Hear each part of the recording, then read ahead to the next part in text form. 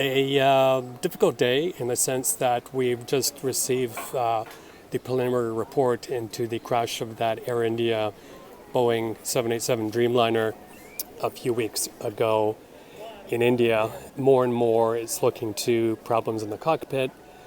A fuel cutoff switch was manipulated, not accidentally pushed, cutting off fuel to the engines. We don't know if it was pilot error.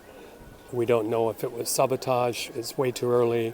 I'll leave a lot of that up to the experts, but one thing that popped out at me today is there was a complaint by the India Air Pilots Association that certain experts were not invited in the investigation. I will remind you that when a crash does happen in a certain country, whether it be here or Malaysia or India, wherever, that's the country that will lead the investigation. Now there is an exception. When Malaysia Airlines MH17 was blown out of the sky, the anniversary is coming up on July 17th, this coming week, July 17th, 2014. Ukraine at the time didn't have the capacity to lead an investigation, so it was led by the Dutch, and also the Dutch, of course, had many of their nationals on board. A reminder that 298 passengers and crew were killed when a Russian BUK missile was fired towards the airplane which was traveling from Amsterdam to Kuala Lumpur. I was part of the OSCE, the Organization for Security and Cooperation in Europe at the time, and I was spokesperson, and we were on the ground. We were the first international presence on the ground less than 24 hours after that plane came down. I'm going to play a clip in a minute by my good friend Susan Ormiston of CBC to give you some context of what all that was like. The wreckage was still smoldering when a small team from the OSCE got there. Michael Buchurku, a Ukrainian-Canadian, was thrust into the heart of the disaster to observe and report back to 57 countries, including Canada, but the team ended up doing much more. No other officials arrived for days. Buchurku and Alexander Hug became the eyes and ears of the world. We crossed paths many times. What really hits you is how people's lives have been tragically and abruptly interrupted. There were a lot of people on that plane that were on their way to vacation. The other day I found a piece of literature that looked like it was being carried to that AIDS conference in Melbourne.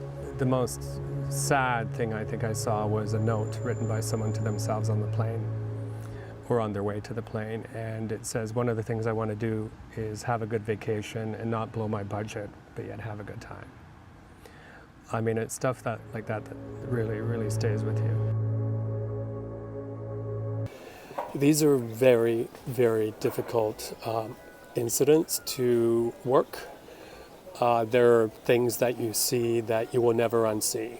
There are things you see that you will never talk about to anybody. Just the kind of sudden disruption or cutting off of people's lives, hard to find the words to describe that. But what I mean is, when we went around looking for debris and human remains, we found plates that still had food on them. So it does appear that that time of day the dinner service would have started, or well into the dinner service. You found pieces of the lavatory sink. I remember walking through the woods with a colleague, and we looked up and we saw a whole row of the fuselage, the economy class section, that hadn't been spotted before. We did see human remains as well, and I wanted to pivot off of that point to say that there are a lot of families, and I met many of them, I talked to a lot of them, I've been to many of the commemorations in Amsterdam and also to the start of the trial, where people still don't have closure. It's still the men who gave the order to bring the aircraft down have still yet to be charged. 3 men have been charged, but they're either in Russian-occupied territory or in Russia. And the hope there is that they're going to get careless, slip up, maybe travel, I don't know, Turkey or somewhere, and get picked up along the way. But there are also families who received either no remains or just a fragment of a bone. And it's hard to imagine what that would be like, that you've had no closure, no burial of your loved one.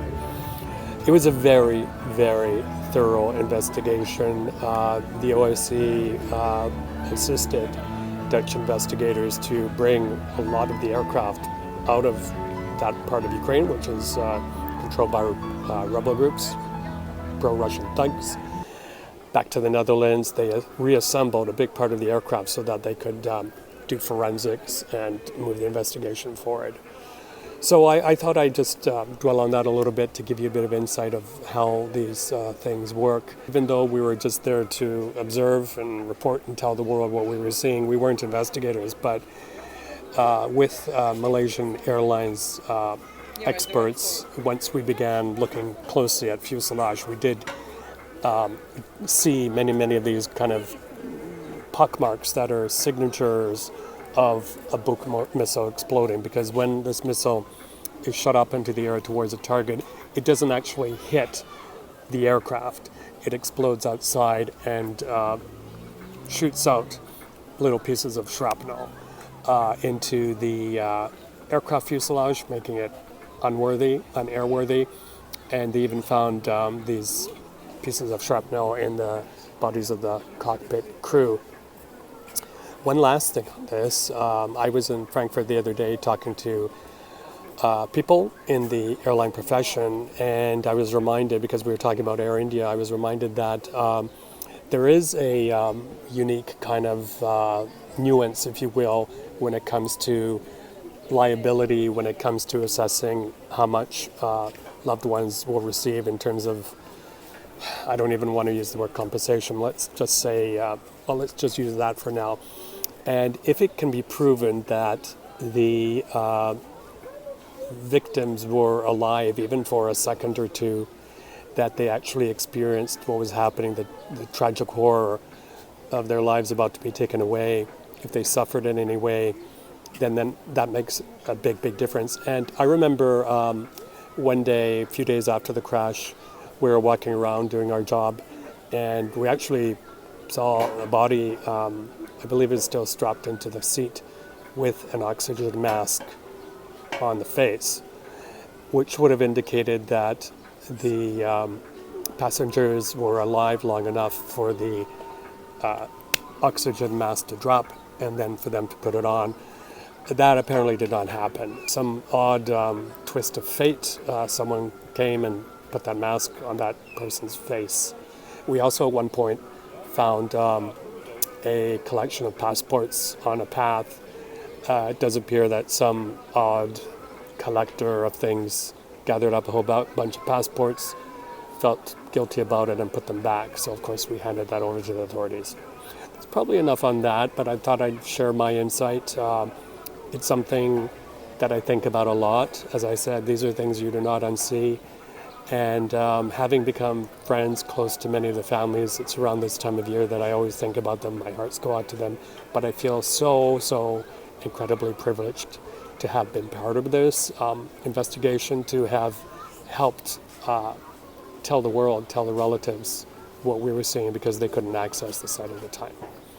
Everyone have a good day. Michael Basuku here in Odessa.